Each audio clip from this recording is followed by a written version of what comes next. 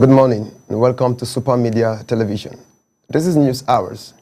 We beam to you these signals from Jalingo, the Taraba State capital. You can stay connected with us on Facebook at Some TV and catch us live on YouTube at Some TV Live. Now let's begin with the major headlines. The City Boy movement backs Kefas Abu of Taraba State APC defection and pledges youth mobilizations and unity. FCTA workers resume duties despite NLC and JUAC strikes. The court enforced attendance. Nigerians sign MOU with South Korea to boost EV manufacturing as well as renewable energy, likewise green industrialization. My name is Herbert Naftali Bandawa, and now the news in full. To begin with, the City Boy movement in Taraba State pledges full support to Governor Abu Kefas following his defection to APC. Led by Honorable Prince Sunusi Galadima, the group promised to mobilize grassroots youth participation and strengthens the party. They describes the move as historic. They express optimism that it will enhance governance, its development and political unity, while highlighting civil society's roles in shaping political engagement. Consequently, the Federal Capital Territory Administration, FCTA, workers resumes duties despite ongoing strikes by the Nigerian Labour Congress and the Joint Union Action Committee over unpaid allowances. Visits the key offices, including the Ministers' Blocks, Treasury Department, FCDA, and AGIS, confirms that start attendance under the National Industrial Court Order. The acting head of service, Nancy Sabanti, instructed Department Health to enforce attendance, demonstrating judicial influence and sustaining public service operations. Moreover, the federal government signed a memorandum of understanding with South Korea's Asia Economic Development Committee to promote technology, transfers, and renewable energy initiatives. Announced by the Minister of State, John Owan Eno, the MOU covers EV manufacturing, charging infrastructure, and skills development.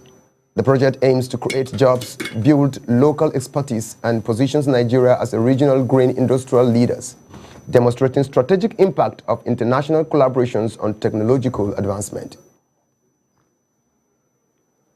Similarly, traders at Onitsha Main Market in Anambra State reopened shops following a week-long closure. The government cited improved security and warned against compliance with IPOB sit-at-home orders. They highlighted security measures, supported safe operations, while IPOB's legal counsels dismissed the directives as false. The reopening highlighted government oversight, law enforcement coordinations, and economic resilience, ensuring commercial activity and continues amid unverified militant directives and protecting livelihood in the region. Meanwhile, a fire erupted earlier Monday at Singa Market in Kano, affecting sections including Gidan Mazaf, Gidan Taki, and Gidan Kasinawa along Bello Road. The flame rapidly destroyed mechanized and property before emergency responders arrived. The cause remains under investigation and casualty details are unconfirmed. Authorities emphasize that market safety, fire prevention, and economic protocols, underlining the importance of disaster preparedness. The rapid response coordinations and protections of high-density commercial zones to safeguard lives as well as economic activities. Additionally, partial compliances with the sit-at-home order was observed in Abia State. In Umahia, banks and government offices open. Though turnout was low, Ohafia experienced total lockdown, while Abbas major market and banks remained closed. Security operatives patrolled effective areas with no reported violence. The incident reflected tensions between militant directives and community compliances, highlighting the socio-economic impact of unverified shutdowns, the critical role of law enforcement in maintaining the orders. Furthermore, IPOB reported total compliances with Monday sit-at-home directives in part of Southeast roads. Offices and schools and businesses were deserted despite Onitsha market reopening. Spokesperson Ima Powerful described it as a peaceful display of loyalty to Nnamdi Kanu. The development underscores the influence of separatist movement in local communities. the complexities of enforcing civil obedience and socio-economic consequences of non-governmental directives on public life in the region. In addition, the Attorney General of the Federations and Minister of Justice, Prince Lateef Fagbemi, SAN, led the prosecution of 9 suspects over the alleged killing of 150 residents in Yelwata, Gumaluku government area of Benue State. The suspect faced 57-count amended charges before Justice Joyce Abdul Malik and pledges not guilty. The proceedings emphasized government commitment to justice, protections of lives, and law enforcement accountability in addressing mass violences and reinforcing public confidence in legal institutions. Subsequently, the Ebeno clan councils in Akwa Ibom states urged Governor Umo Eno to extend land reclamations and environmental protections, as well as project beyond the Secretariat to floods and erosions-prone communities. The Secretary Chief Odofia Okon noted benefits including usable lands, investment attractions, and improved living standard.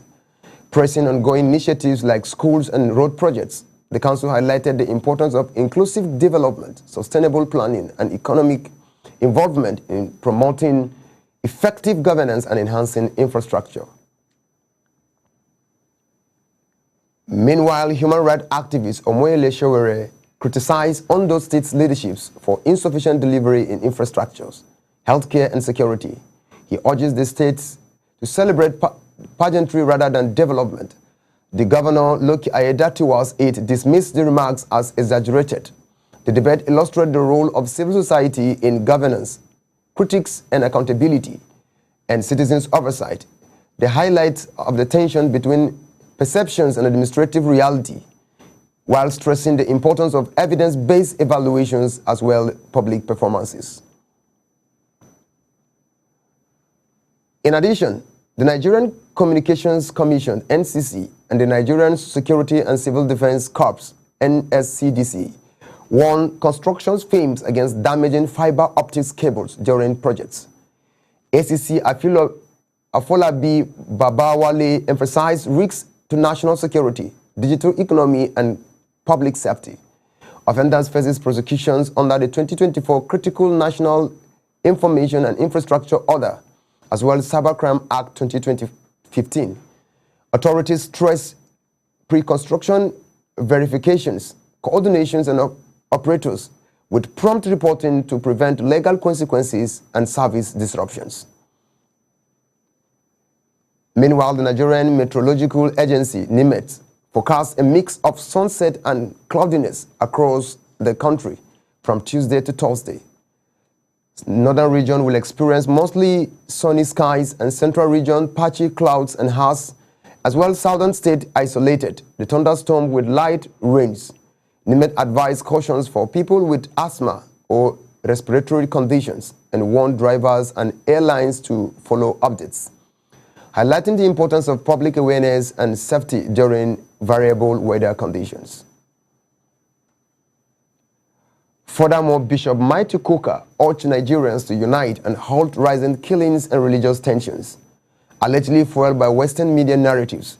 Speaking in Yola during a book review, he called on leaders to strengthen institutions for peace. The former Senate President, Bukola Saraki, and dignitaries emphasized competent leadership. Kuka stressed collective actions, collaborations, and community engagement as essential to addressing violence, ensuring social cohesion, and promoting national development across Nigeria.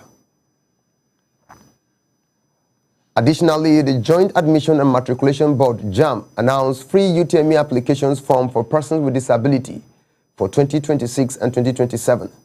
The eligibility candidates include those with Down syndromes, autism, dyslexia, arthritis, and blindness, with accessible audio books in MP3 and WMV formats. The initiative aims to remove educational barriers, ensure equitable access, and support inclusions in tertiary education, while reflecting the governance commitment in providing equal opportunities for marginalized students in Nigeria's economic and academic settings.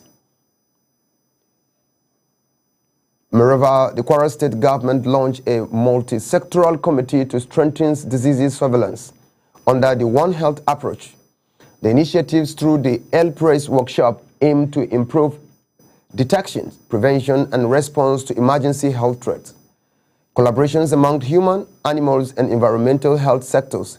It ensures coordinated actions, rapid interventions, and public protections. The authorities emphasize proactive measures, community engagement, and integrated strategies to enhance resilience against infectious diseases and safeguard populations' health. Subsequently, the 2026 Global Firepower Index ranked Nigeria's military 33rd worldwide and 3rd in Africa, down from 31st in 2025. The analyst noted while Nigeria maintained regional influence, operational readiness, and modernizations, the strategic capabilities as well needs with attentions.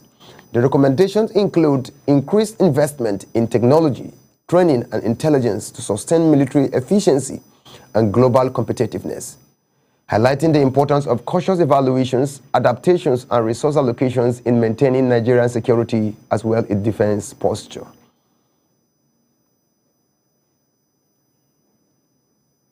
Meanwhile, the fire erupted in the Kano markets, destroying sectors including the Gidan Mazaf, Gidan Taki, and Bello Kasinawa along the Bello's road in Kano State. An eyewitness reported that the rapid spread of these flames affected all the mechanized areas, its properties, and wet emergence. They called on authorities as well the government to imply measures to curtail situations in such regards. The proactive disasters making all-rounded situations that wards access and communities as well commercial communities in a densely populated area suffers a lot of setbacks. The Nigerian Labour Congress and Trade Union Congress also announced in solidarity to rally on February 3rd to support striking FCDA workers over unpaid salaries. The union affirms the legality of the actions and highlighted collective responsibilities, noting injustice to one worker it was affecting all workers. The affiliate mobilized for broad participations while encouraging unity and peaceful protest. The demonstration reflects Labour's advocacy rules, the significance of collective bargaining, and the protection of workers' rights in public administrations. In addition, the House of Representatives clarified delays in passing the electoral amendment reforms bills, noting it is at the harmonization stage.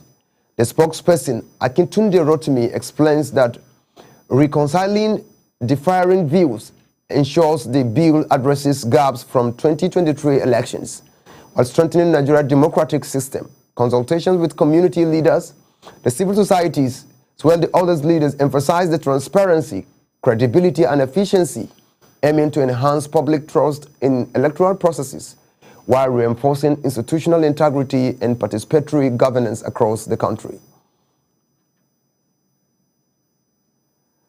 Meanwhile, the governor of Plateau State, Caleb Mutfwang, defections from PDP to APC in Plateau State received widespread support, uniting political actors ahead of the 2027 elections.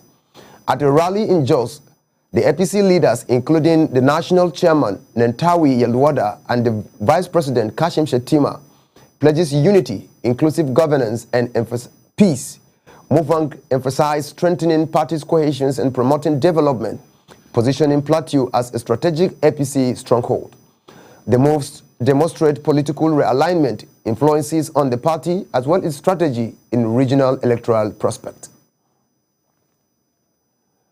In a contrast, political leaders in Ifong local government area of Ekiti State, the rejected attempt by Physical Planning Commissioner Kariowe Oladapo to impose a chairmanship candidate without stakeholders' consultations.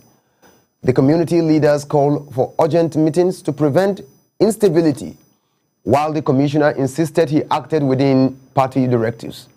The dispute highlights internal party tensions ahead of the local elections. It underscores the importance of inclusive decision-making, negotiations, and consensus building to maintain a political stability in the community as well as the trust of the community. On a related note, the Road Transport Employees Association of Nigeria pledges full backing for President Bola Tinubu's 2027 re-elections.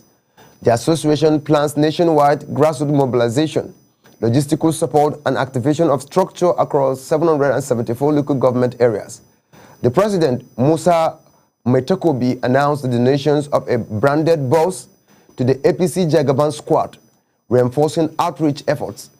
The members' involvement demonstrate organized civil support, impact on political campaigns, and voter engagement strategies. Similarly, the former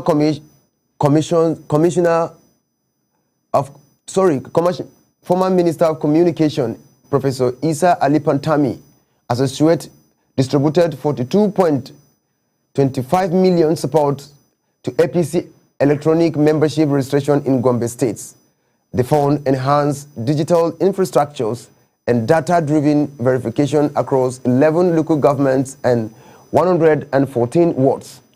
Following Governors Muhammad Inuwas Yahaya digital membership drives, the contribution strengthens grassroots mobilization, organizational capacity, and transparency, highlighting the roles of technology and resources in effective political engagement and well-party management.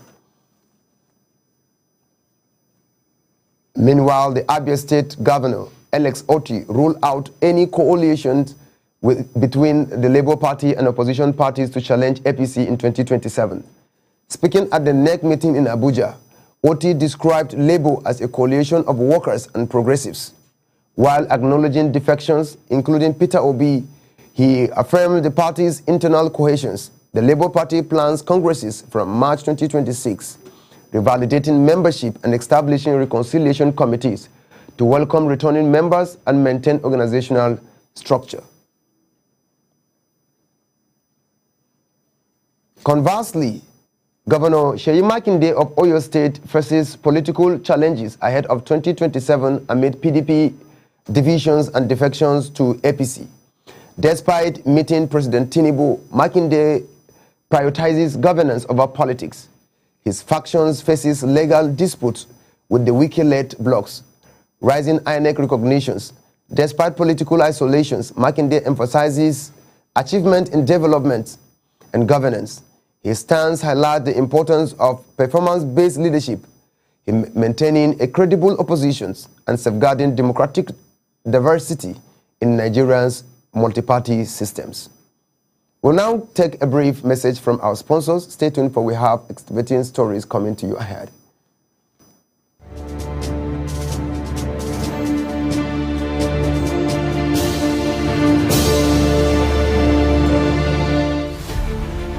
Every day begins with a need to move with purpose, to shop without stress, to send without fear, to pay without delay. For every rider chasing time, for every home that needs restocking, for every voice that needs connection, for every dream that needs delivery. Now, one app brings it all together. Supercab, move smart, ride safe, supermarket, groceries, gadgets, everything. Supercash, airtime, bills, transfers, done. Super logistics, fast, secure, right to your door. It's more than an app. It's your movement, your market, your money, your connection, all in one place. Supergo, one app for services endless. Download Supergo today. Live free, live fast, live smart.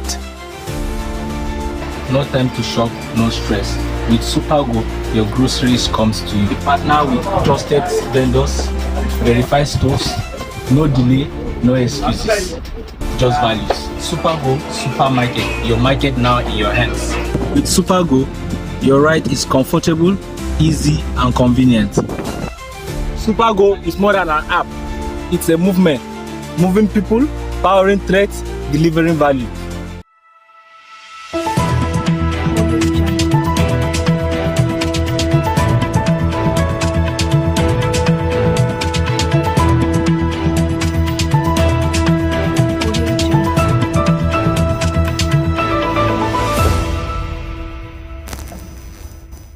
Welcome back.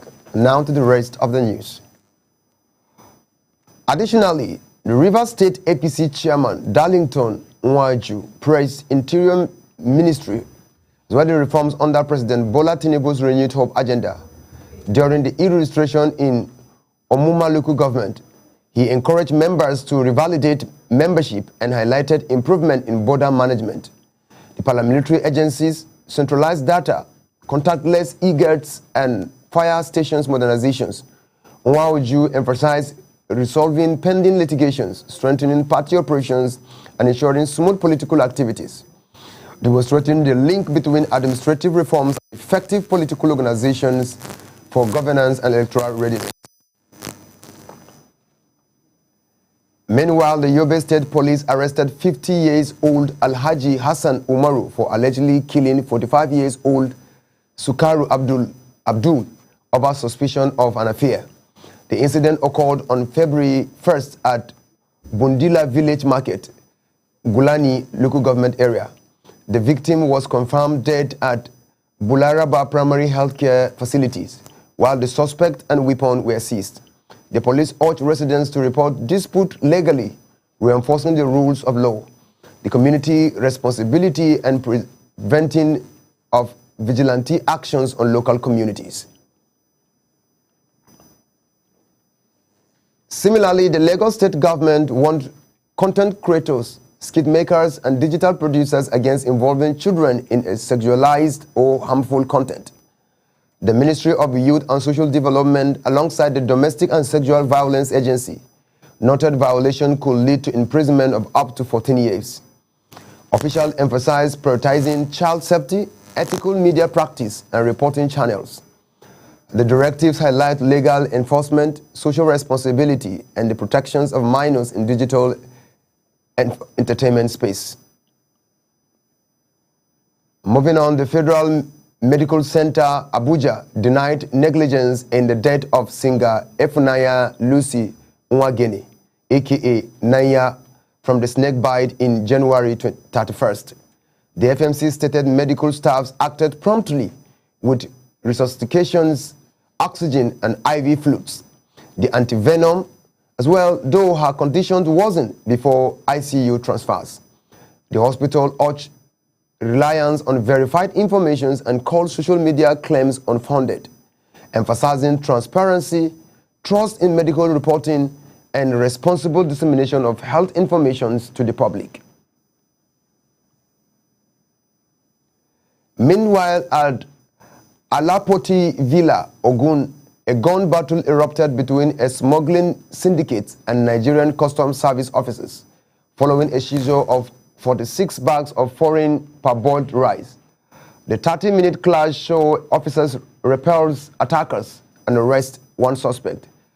The acting custom controller, Olukayode Afeni, condemned the attack, reaffirming commitment to anti-smuggling enforcement. The authority emphasized intelligence-driven operations, citizen cooperation, and vigilance as critical to preventing illegal trades and securing Nigeria's border and economic interest.